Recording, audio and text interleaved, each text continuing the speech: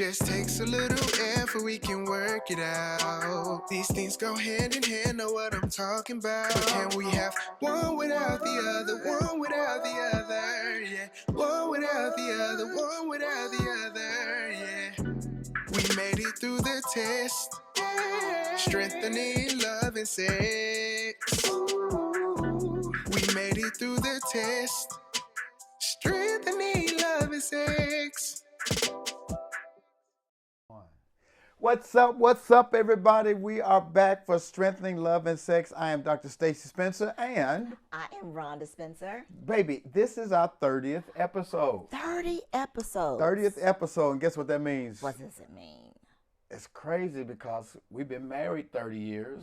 This past week, we celebrated 30 years of marriage, and this is our 30th episode. Whoop, whoop. So welcome, everybody, to the 30th episode of Strengthening Love and Sex. And we are hoping that this is a transformative experience for you and your significant other, whether you're seriously dating or you've been married a short time or a long time.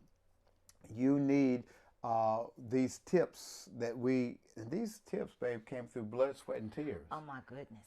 Huh? Yes. We've lived to tell the story after 30 years of being married, but it hasn't all been a challenge. It's been more good days. It's been a wonderful journey. What's that old song says? I've had some good days. I've had some hills to climb. But all of my good days outweigh my bad days. I won't complain. We have had a wonderful journey on our marriage, and I'm praying that God will give us another 30 years plus to stay together. But we want to stop by tonight and talk about something very serious. Okay. And it is how to fight fair. Huh? How to fight fair in marriage. Because, baby, believe it or not, people are going to have what in marriage? They're going to have conflict. And disagreements. And disagreements, right. Right. How can two walk together unless they agree? But they're going to be disagreements. Even in the Bible, people had disagreements. They didn't always see eye to eye. But I believe that God has some tools for us to fight fair. Right. And so we've learned through the years, still learning, on how to fight fair. And one of the favorite things my wife likes to say is what? Communication. Communication. And what do you mean, darling, when you say communicate? Why is communication important for conflict resolution? Communication is important because that is how you work out what's going on. But I want to add to communication, it's just not verbal. It's the nonverbal cues. I mean, how your face is, your body language, your tone, it all plays a very important role in how to resolve conflict through communication. I think it's important, too, that we use I statements. Right. Because what happens, ladies and gentlemen, is that when your spouse or your significant other comes to you and they're like, you always da-da-da-da-da. Right. What happens, babe, if I come to you and I'm like, Rhonda, you do, what happens to your body when I say you? You tense up because it's an accusatory statement. And you feel defensive. Of course, your defenses raise, your blood pressure raise, your pupils dilate. There's so many things. You got a lot going on, baby. Your nose start flaring. I got high blood pressure. Oh my God. No, you're right. You feel automatically defensive when somebody's like, you. Right. It's a very accusatory. But if I come to you in love and I say, babe, can I share my heart about something? I feel like you're not hearing me when you dismiss what I say without thinking about what I just said. I feel dismissed. How does that make you feel other than, you always ignoring me when I'm trying to talk to you? Well, one, it raises curiosity as to what have I dismissed you about. So that makes me want to empathize with you more and like, well, what's going on? What have I done that makes you in this headspace, put you in this headspace? So using I statements, because watch this, conflict is a very real part of any relationship.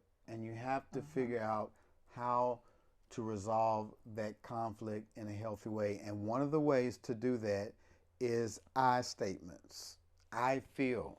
I teach my staff, and I think this works in marriage too, SBIs.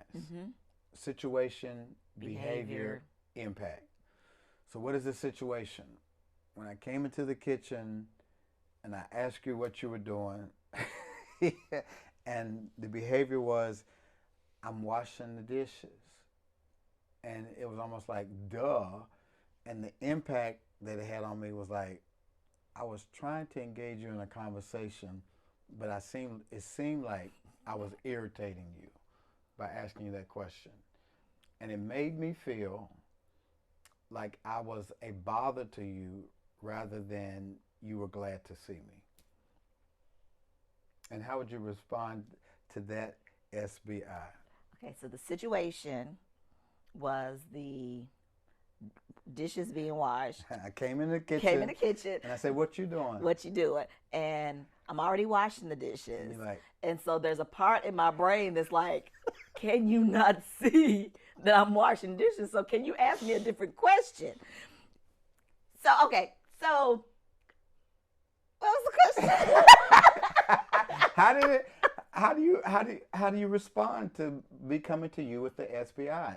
Rhonda, this is a situation. I came to you in the kitchen and I asked you, what you doing? You said, I'm washing the dishes.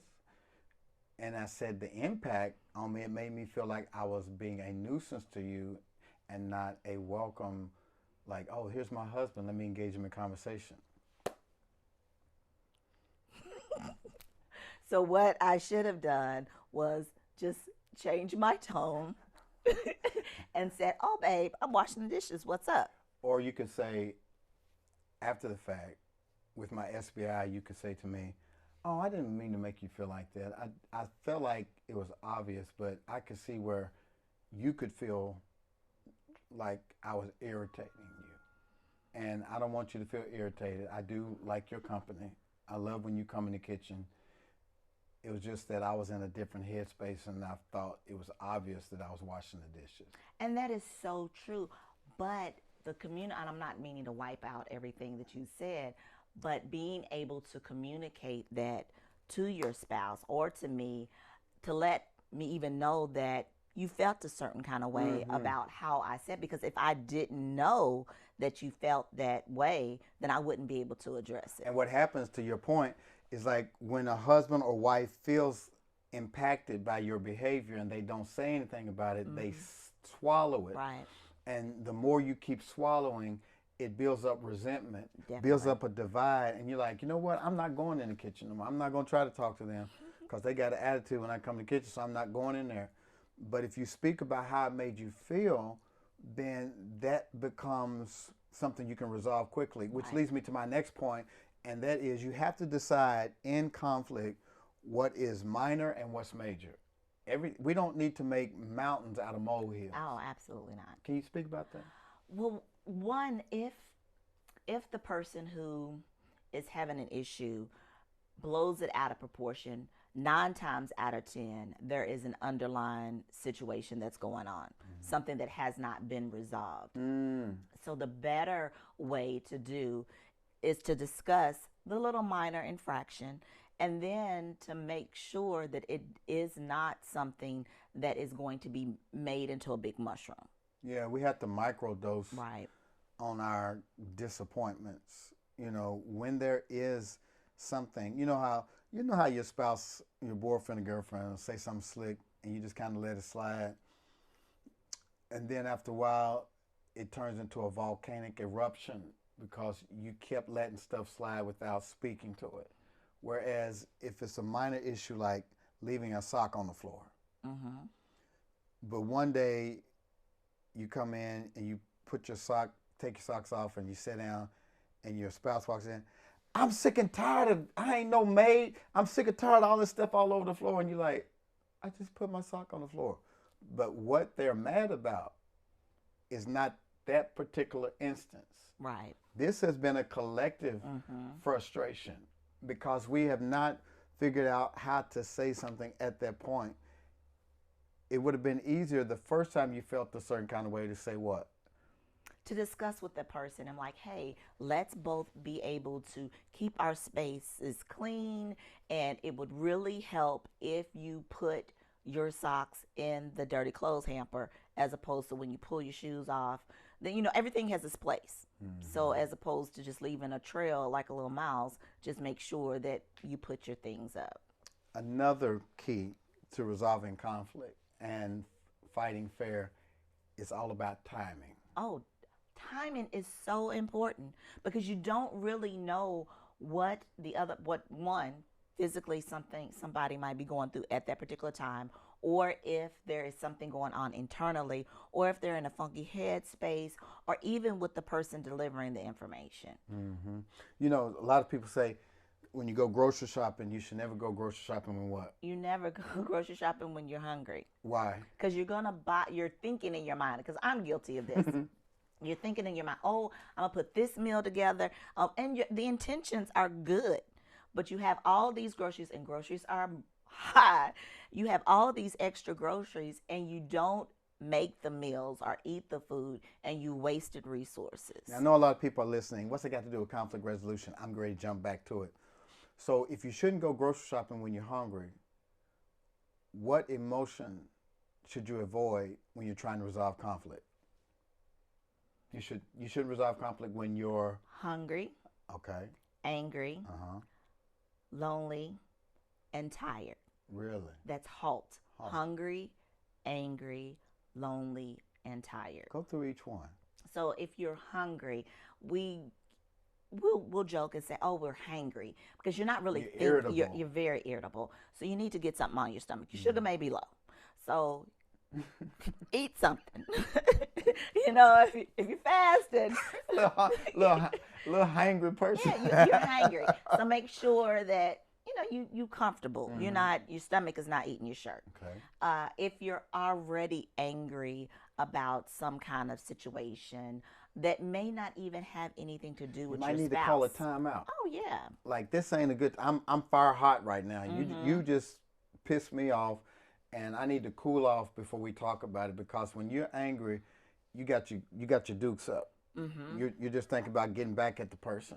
But when you're cooler and you're calm, and you go breathe, take some deep breaths, and get back to an equilibrium, your logic part of your brain kicks in rather than your lizard brain. That lizard brain stores up all of your trauma, and it wants to fight or flight. Yeah, that's in the brain stem. So you have to make sure you're not angry. What's the other one? Lonely. And what's that? What's the one? I would think that the lonely part is like when you're disconnected from everyone or your spouse, and because you can be lonely in a relationship, and you really need to find that connection spot, and it's not the proper time to try to bring up something heavy to discuss. Yeah, it's like, for me, what I hear you saying, you got to be in the right headspace. You can't be emotionally vulnerable when you're trying to resolve conflict, right? Because you're wearing your emotions on your sleeves, Right.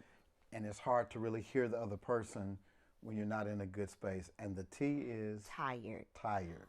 Oh my gosh! Don't come to me when I'm tired. When I just got off work, I just walked through the door, Right. and you hit me with, "We need to talk." Yeah. And you're like, "Yo, I'm tired. I want to decompress. I had a bad day." So it's always good to ask this question, folks.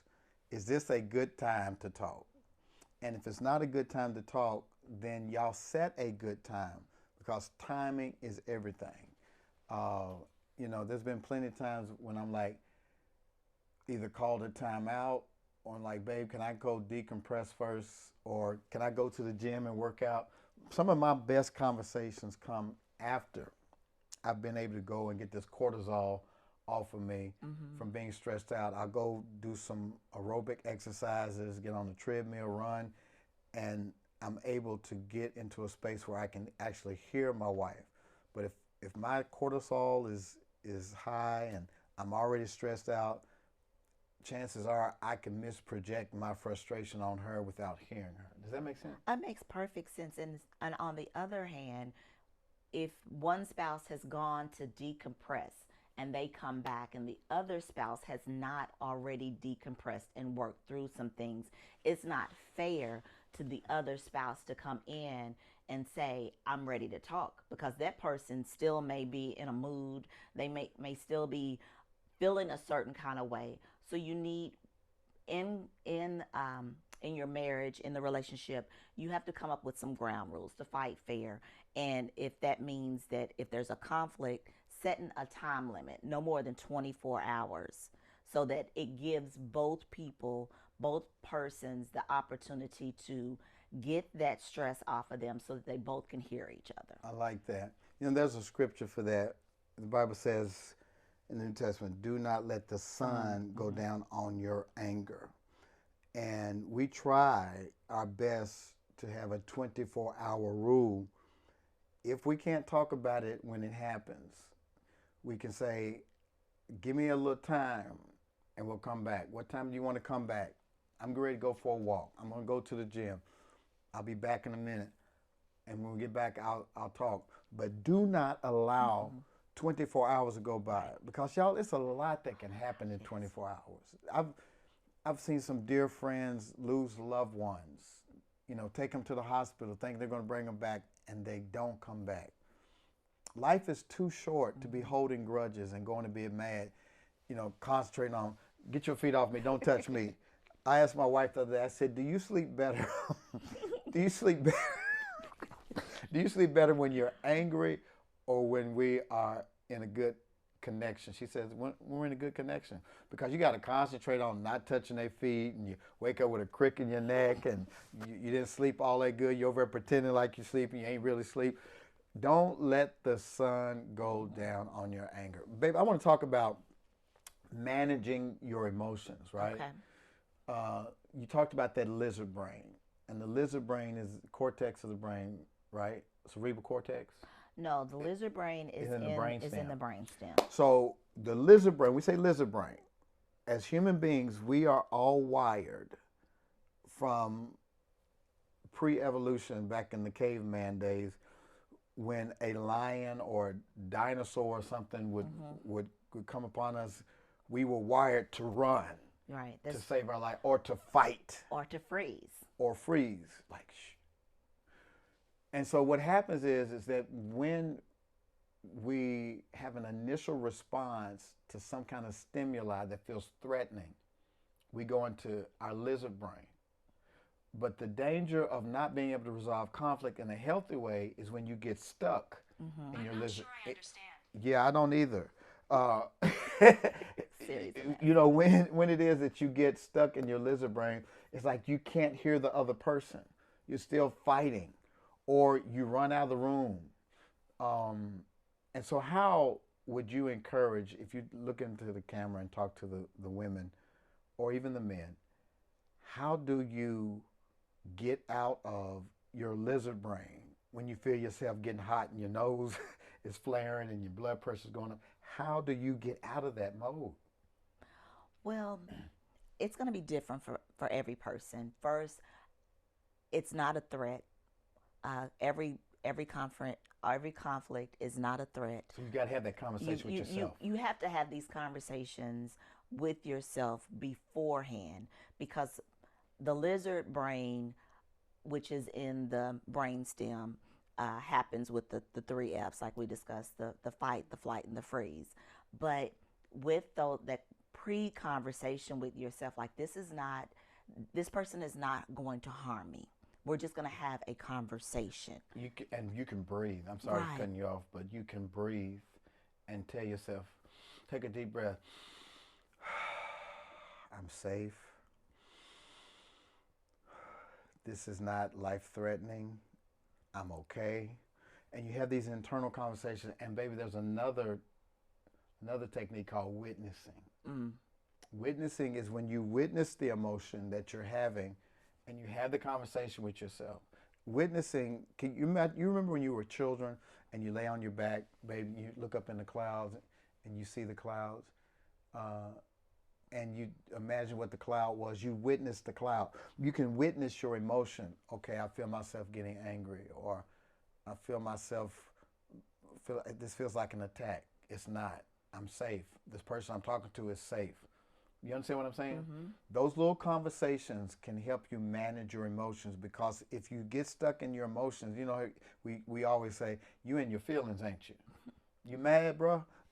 So you have to catch yourself like, wait a minute, this is not going to be a productive conversation because I'm mad as hell right now, or I'm hangry, or I'm lonely, or I'm tired.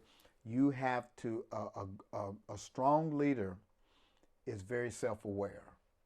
And can you talk a little bit about being self-aware in terms of your own emotional bandwidth?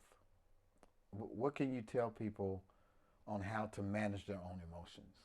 We're all 100% responsible on how we act based upon the other, whoever comes to us. They're not responsible for our anger. They're not responsible for our outbursts. It's not anything that my husband has done to me that will make me do anything. You made me cuss you out. Right. It's all internally focused. But there's another thing that we didn't mention, when that's the tapping. Because sometimes we may feel disassociated from ourselves and we want to bring awareness back.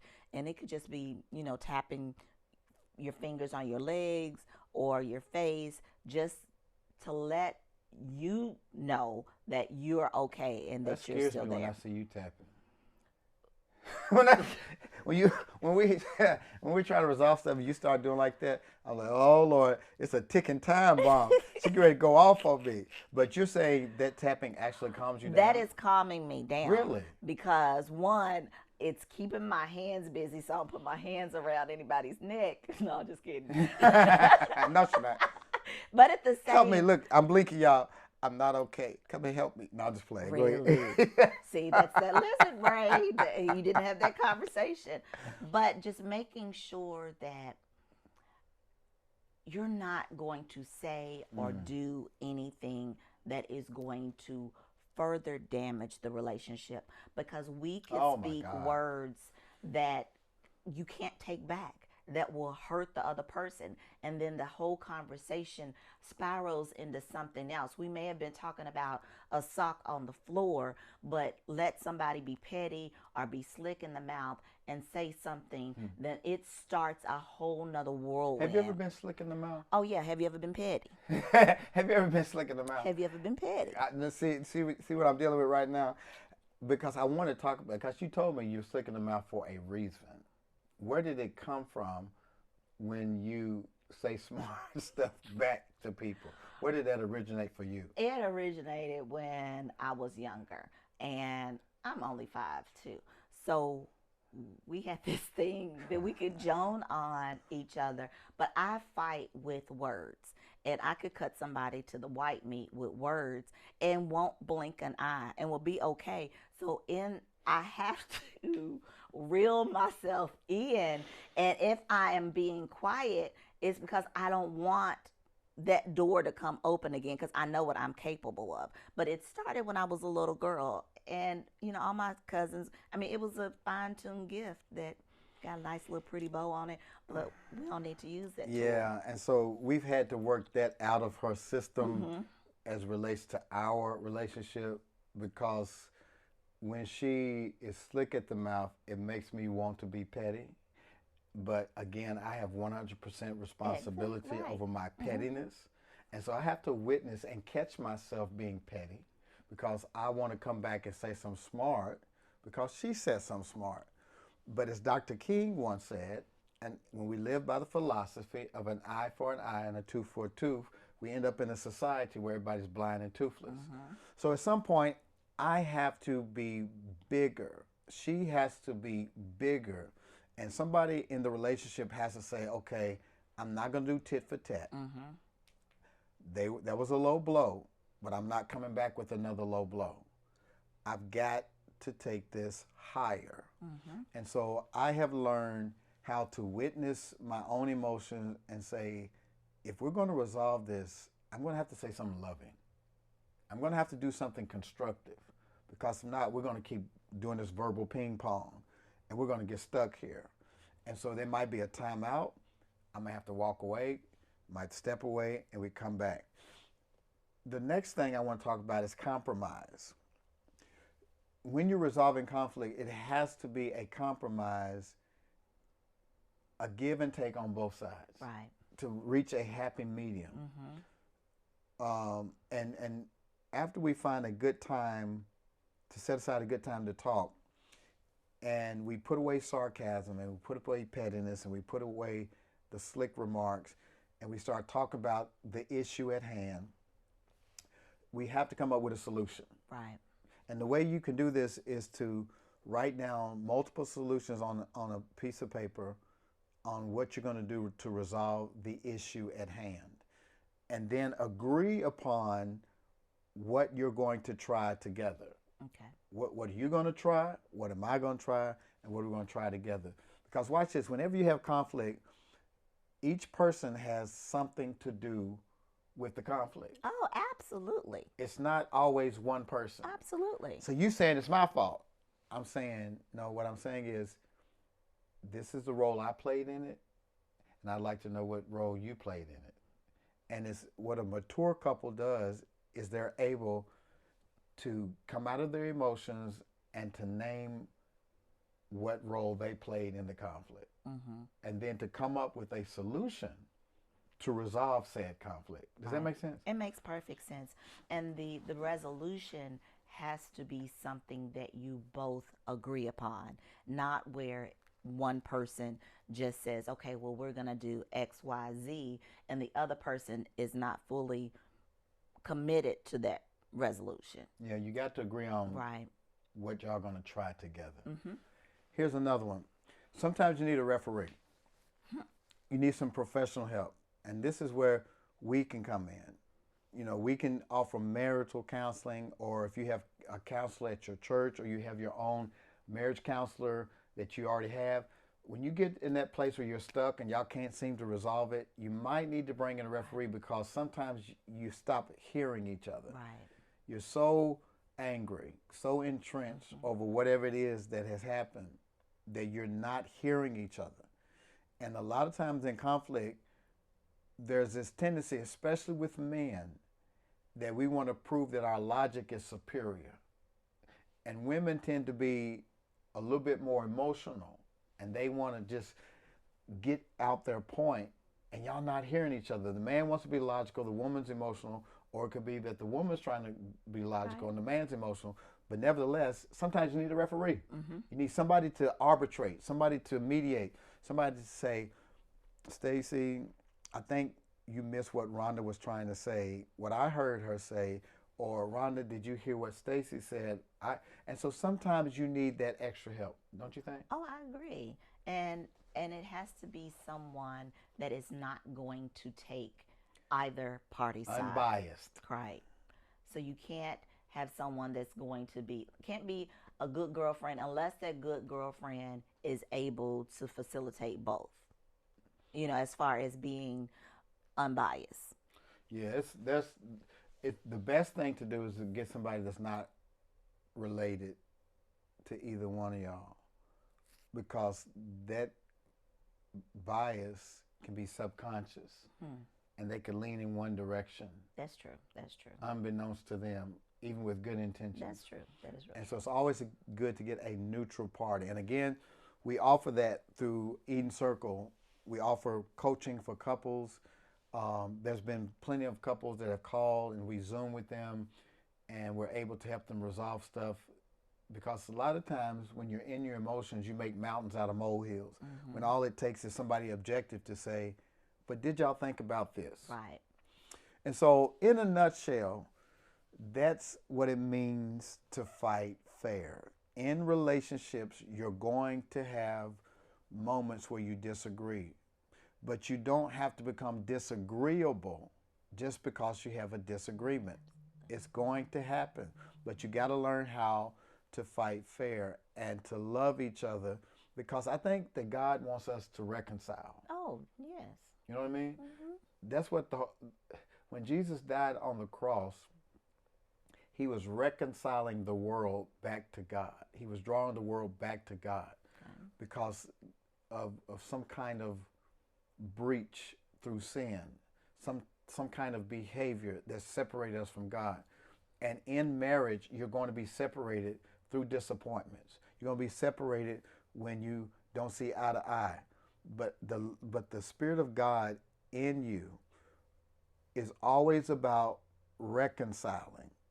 And when you get to the point where you don't reconcile and you don't work intentionally on conflict resolution, guess what happens? That chasm keeps growing and growing and growing until y'all are irrecognizable. And then you're in the divorce court talking about we have irreconcilable differences. Right. I don't believe that there's a such thing as irreconcilable differences. I just believe that there are people who have not learned how to fight fair. Is there anything else you would say to these loving couples about fighting fair and the importance of conflict resolution? Knowing that we're all human and that emotions from time to time are going to come up, it is so important that you make the conscientious effort on being able to resolve conflict quickly, because there's so many things that are going on in our day-to-day that we don't have time to stay in a loop on things that are perceived wrong. Yep. So we need to love each other as Christ loves us and forgive each other daily. And the best sex that you can have is make-up sex. Can I get a witness, baby? Well, you're so silly. No, for real. Once you're able to reconcile and to squash those differences, come back together as a unit and make love. Because making love helps you to bond again. It re-cements that connection that was interrupted through the disagreement. And when the two of you come back together and make love and have passionate sex, it erases the things that you resolved, and it rebuilds that intimacy and that connection that you had. So resolve your conflict first, make love, and watch God continue to bring you back close together. Baby, we celebrated 30 years this past week, and we said we wanted to give a gift to these married couples and these seriously dating couples. And what is that gift? The gift is on September the 21st. Yep. We are having a master's class. A free master's class. And what's it about? And it is about the things that we have learned over our 30 years of marriage on how to resolve conflict, more of the things that we're talking about today, but more in depth.